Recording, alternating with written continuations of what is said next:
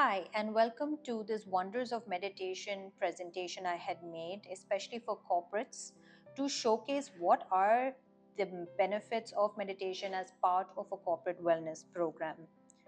So, a few things that we'll be going over, which is why meditate, what are the physical and emotional benefits of meditation, how meditation has gone mainstream, what is it like when we look at it through the numbers, how to start with meditation, what are the different types of meditation, and what meditation could look like as part of everyday life. So I love this little example over here, which is why meditate. Because it is a do it yourself treat that you'd love to do over and over. With the hectic pace of our modern life, we are all caught up in autopilot mode. At that point of time, it's easy to get caught up in our thoughts and worry about things that have already happened or may actually never happen. When this happens, our thoughts can become narrow or inaccurate, and at that time, our thoughts become a prison. I'm sure we've all experienced this. So, meditation can help free us. How is that? When we meditate, we learn to focus on the present moment and let go of thoughts, freeing us from needless worry and stress. Letting go of thoughts, as in this type of narrow or maybe thoughts that are not really true or based on reality. Just a few moments of meditation each day can make a big difference in our overall health and well being. And I put this quote over here that I really love. The goal of meditation is not to control your thoughts, it's to stop letting them control you.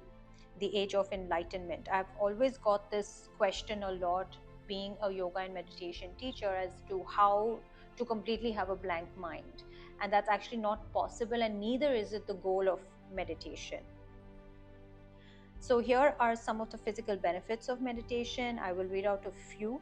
It lowers cholesterol, decreases blood pressure, boosts our digestion, cures headaches, helps the nervous system, strengthens immunity, and aids in faster healing.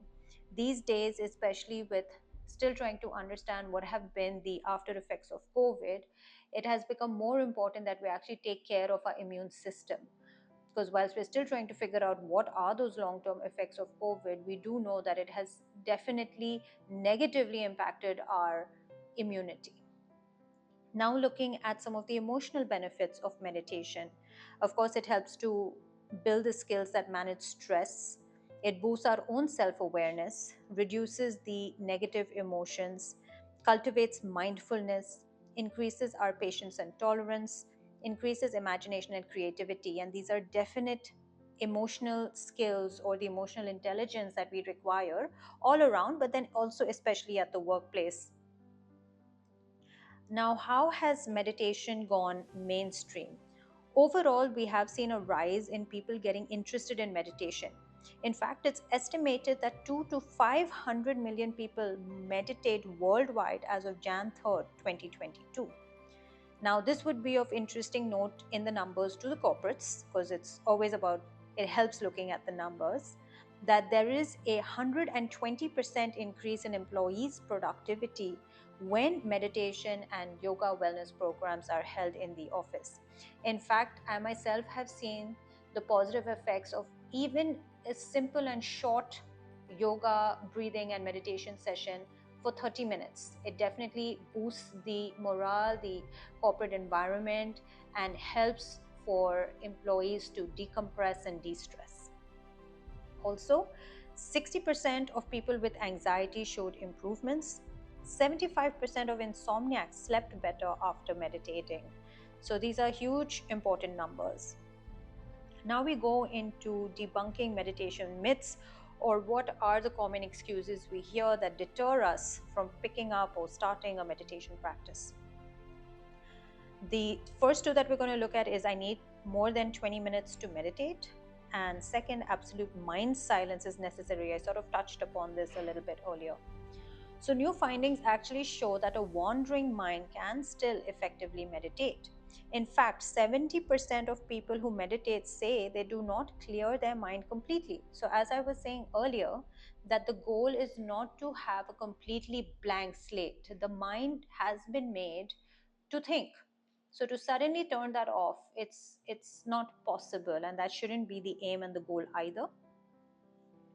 um, and then we have the types of meditation.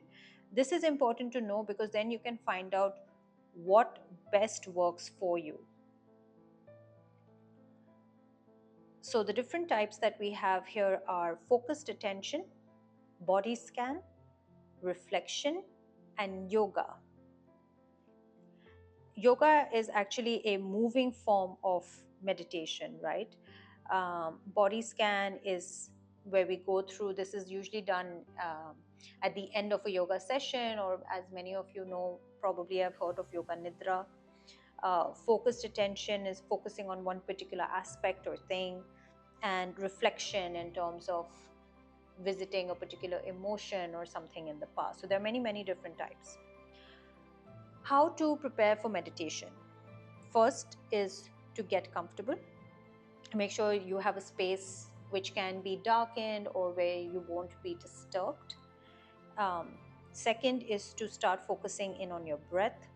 Third is to set an intention or a sankalpa. That I have actually written about this a little more on my Instagram and YouTube channel, and as to how setting these sankalps are a little bit deeper than just goal setting.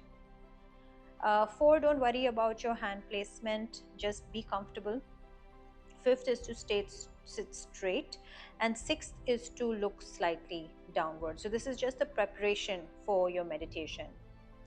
Now, some quick meditation sessions. What can everyday meditation look like?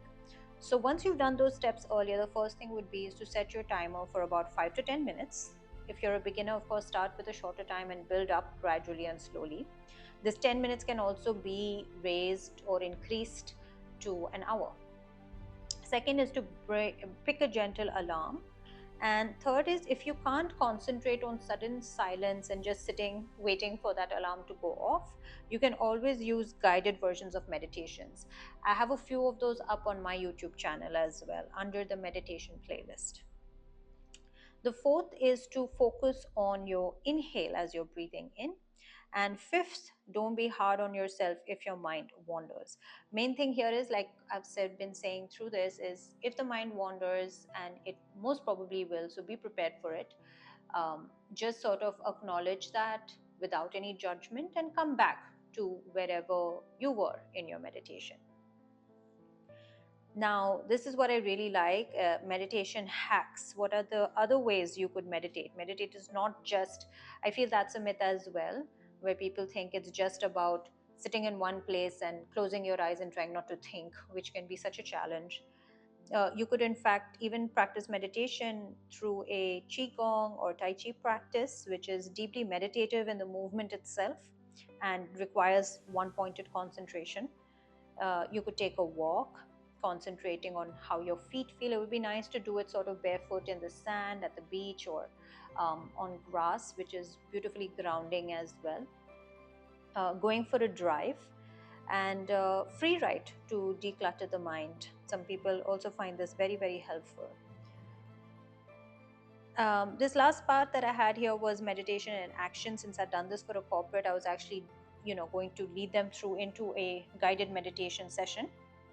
You can actually pick one from the playlist that I have. I've got something on the new moon and different various types. And then, of course, if you want to get in touch and discuss anything a little more, or get into something a little deeper, if you have any corporate inquiries as well, please do get in touch. Here are my details. Thank you.